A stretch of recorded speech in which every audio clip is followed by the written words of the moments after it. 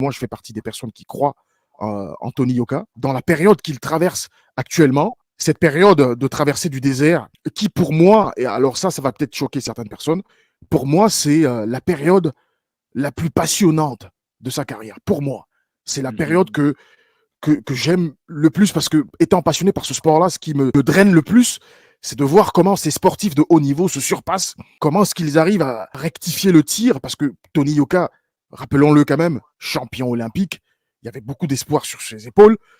Il a connu une série de défaites qui sèment le doute un peu sur sa trajectoire. Là où beaucoup auraient abandonné, lui, il continue, il va au charbon, il fait des petites soirées. J'allais dire exactement cette formule, c'est une traversée du désert. Alors c'est vrai que nous qui sommes là aujourd'hui un petit peu analystes, hein, dans le sens où toi aussi tu as ton média, donc tu observes la boxe, tu observes ce sport, donc c'est hyper intéressant, c'est hyper riche comme matière. Tu te dis on va observer comment il va pouvoir se refaire. Le public ne lui pardonne pas son passé, ne lui pardonne pas son comportement, ne lui pardonne pas ce qu'il a été en tant que combattant. Et même aujourd'hui, ils sont très rancuniers envers Tony Yoka.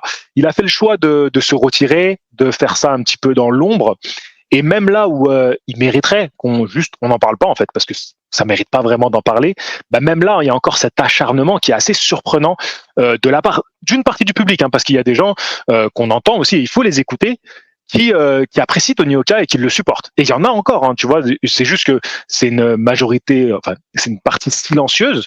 On remarque surtout ceux qui s'acharnent, en fait, qui s'acharnent. Alors, quand t'es tête d'affiche, quand tu prends Takam et Riyad Mehri après Bacolé, la critique est légitime. Voilà, c'est-à-dire que t'es tête d'affiche, tu reviens, tu perds une deuxième fois, tu perds une troisième fois, la critique, elle est totalement légitime. C'est-à-dire que tu te fais allumer parce que voilà, tu étais tête d'affiche.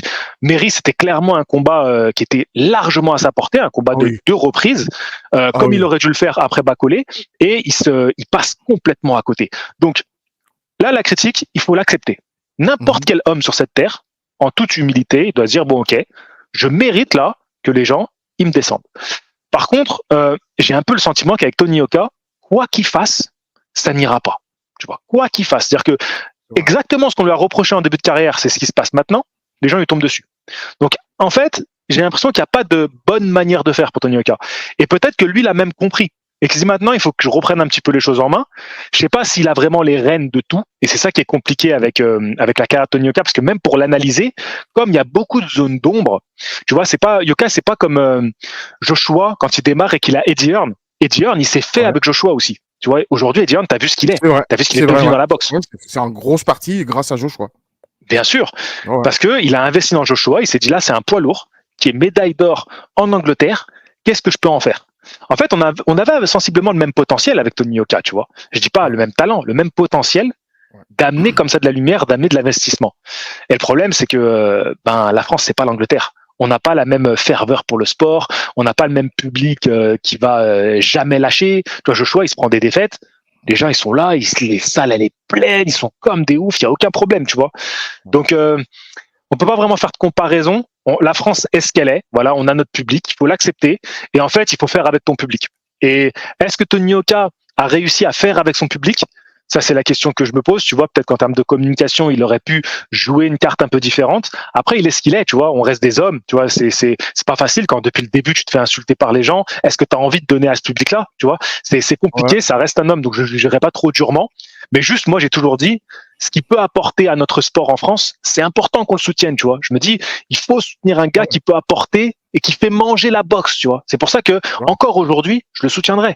Parce que comme n'importe quel boxeur en fait, tu vois, à chaque fois on me reproche, ouais mais tu dis de la merde sur les boxeurs français, mais en fait je vous ai jamais dit oui, Mbili il est favori contre Canelo, j'ai jamais dit ça. J'ai dit par contre je soutiens Mbili, parce que en fait il fait du bien à la France, il fait du bien au drapeau, tu vois. C'est un Français, il représente la France. Alors oui, maintenant on le présente plus comme un Canadien et franchement il a pas tort parce que c'est les Canadiens qui ont fait le taf, voilà. Mais c'est important, tu vois, si on veut être tiré vers le haut, on a besoin de ce genre de boxeurs et il faut les soutenir. Tu peux pas attendre qu'il y en ait un qui réussisse et après dire voilà, c'est bon, il est français. Non, il faut le soutenir dans les moments difficiles aussi. C'est là qu'il faut être brave. Donc bien sûr, le grand public l'attend face à, on va dire entre guillemets, à un nom. Face à qui potentiellement tu le verrais? On va se mouiller et faire quelques hypothèses. Alors, malheureusement, je vais pas pouvoir me mouiller parce que on n'en a pas assez vu. C'est-à-dire que là, de quelques extraits où il bat des journeyman qui sont, on le sait, largement à sa portée, c'est difficile de dire est-ce que Tony Yoka a vraiment retrouvé un état mental et physique qui lui permettrait d'aller à nouveau se frotter à un boxeur un petit peu plus solide. Donc pour le moment, j'ai pas de quoi juger. Bien sûr, j'aimerais voir Tony Yoka revenir, reprendre un nom et repartir. Moi, j'étais même partisan de dire maintenant, tu sers de faire valoir. C'est-à-dire que tu vas, tu prends un Ah nom ouais, juste pour faire valoir et qui tout double pour ta gueule, tu vois. J'en étais arrivé là, tu vois. ah Là, ouais, je vois qu'il est carrément. quand même dans un chemin de la reconstruction. Tu vois, il a envie de se reconstruire. Et se reconstruire, ça passe aussi par, quelque part, se racheter, se refaire une image. Donc, laissons-lui le temps de finir cette année. C'est une année où il repart du plus bas, qu'il revienne un petit peu en lumière, et après de se dire, OK, tu sais, j'aimerais voir un combat de lui complet. Parce que je peux pas juger sur des petits extraits où, tu vois, j'ai essayé un petit peu de dire, oui, je vois son attitude, c'est pas mal, il arrête les mecs. OK, c'est très bien. Mais déjà, j'ai même pas pu le regarder entrer sur le ring, voir comment il se comportait sur le ring, voir un petit Ouais, peu si en c'est termes très de vrai. boxe, il a montré un peu autre chose, tu vois. Parce que là, le Tony Oka qu'on a vu perdre contre Riyad Meri, c'est finito, tu vois. C'est pour lui, les ambitions de top 10, top 5 mondial, c'est terminé. Donc, après, tu peux dire, ben, pourquoi pas faire une revanche contre un des mecs qui l'a battu. Pourquoi pas. Mais là encore, faut-il que, mentalement, il ait retrouvé pleinement sa confiance. Parce que tu fais pas une revanche face à un mec dans la pire période de ta vie, parce que ça peut t'en renvoyer les traumas, tu vois. Ça Ouais, peut te ouais. renvoyer à cette période où tu étais au plus bas. Donc, ça serait pas déconnant de faire une revanche soit contre Riyad Meri, parce que Riyad Meri, il serait pas contre, hein, tu vois, tu lui proposes le chèque, il va venir, voilà, ça reste son métier aussi, tu vois. Donc, ça serait tout à son intérêt. Carlos Takam, pourquoi pas.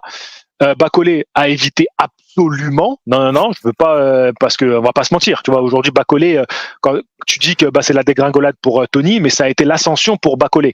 Donc De il ouf. faut pas déconner non plus. Ça serait pas du tout intelligent aujourd'hui de faire ça.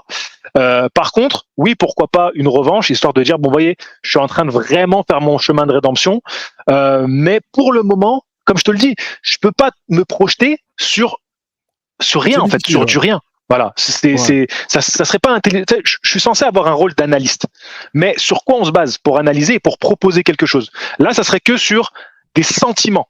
Et c'est pas sur des sentiments qu'on fait de l'analyse. Tu vois, il faut faire la part des choses entre je D'accord. suis supporter de, mais je te fais une analyse et je te propose un combat cohérent. Là, en termes de construction de carrière ou reconstruction de carrière, aller chercher un nom qui l'a battu mais qui reste à sa portée comme Riyad Meri, ça serait intelligent. Mais encore faut-il que dans quel état Tony Oka est aujourd'hui.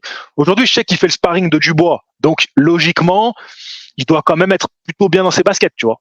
Moi, je vais me mouiller. On va revenir sur Bacolé. Il nous reste encore une petite trentaine de minutes. Mais juste pour finir sur Tony Yoka, je vais me mouiller et je vais faire une proposition. Peut-être que tu vas trouver un peu bizarre, hein.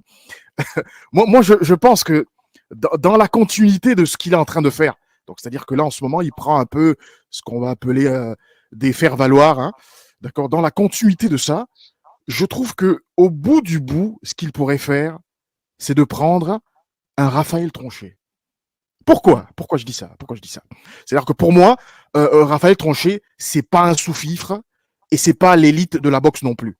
Tu vois, Tony Yoka, pour, euh, pour clore la série de faire valoir, je pense qu'au bout du bout, la fin de la chaîne, l'aboutissement de ce que Tony Yoka est en train de faire aujourd'hui, je trouve que ça prendrait plus de sens s'il terminait par un Raphaël Tronchet. C'est pertinent ce que tu dis.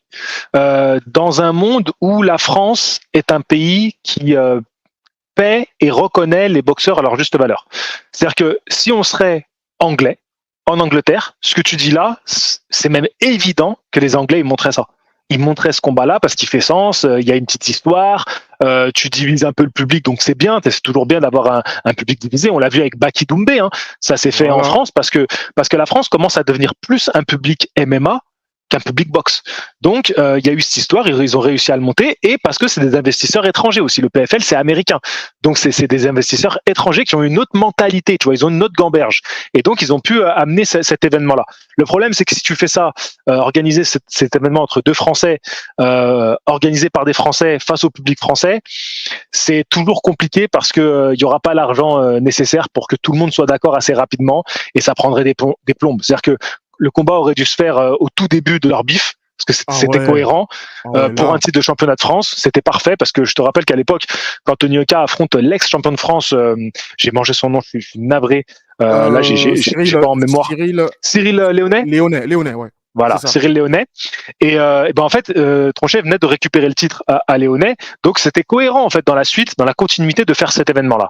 Il s'est passé tellement de choses depuis qu'aujourd'hui, ce combat-là, même s'il se fait, il y aurait un goût très amer. Il y aurait un goût très amer. Ouais. Et le problème, c'est que les Français ne savent pas mettre comme les Américains. Les Américains, c'est le bif avant tout, c'est le business avant tout, et ils mettent de côté leur bif personnel. Et en France, on n'a pas cette culture. On n'a pas cette culture-là. On aurait du mal à dire bon allez on met ça de côté pour faire un bif, pour faire un événement. Donc j'ai du mal à croire que ça peut se faire, mais c'est pas du tout déconnant sportivement, c'est-à-dire que tu prends ce qu'il y a de meilleur en France et tu fais un événement. Donc en vrai c'est pas du tout déconnant. Maintenant moi j'irais plutôt vers l'Angleterre parce qu'aujourd'hui Tony Yoka il vit là-bas, il s'entraîne là-bas, il a son coach là-bas. Donc pour moi ce serait plus logique d'aller chercher un Anglais reconnu et je penserais plutôt à un Derek Chisora qui vient de battre Joe Joyce en plus. Pas et mal. Ouais. Si Tony est prêt à ça, allez chercher Derek Chisora, tu vois, parce que c'est clairement un boxeur qui est en fin de carrière, donc ça limite un petit peu les risques, et qui reste en plus sur une très très bonne note en battant Joe Joyce. Donc en vrai, ça serait le nom à aller chercher avec le petit challenge de dire si tu le bats, t'envoies aussi un message à Joe Joyce, donc et t'envoies un message aux Anglais.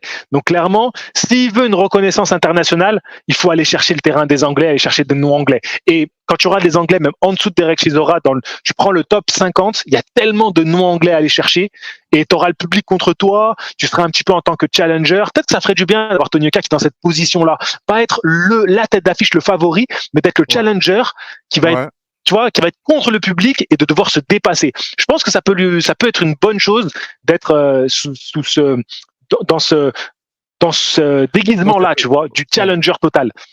Ah, j'avais pas pensé, ouais, Derek Chisora, c'est un bon plan, ça. C'est un très très bon plan.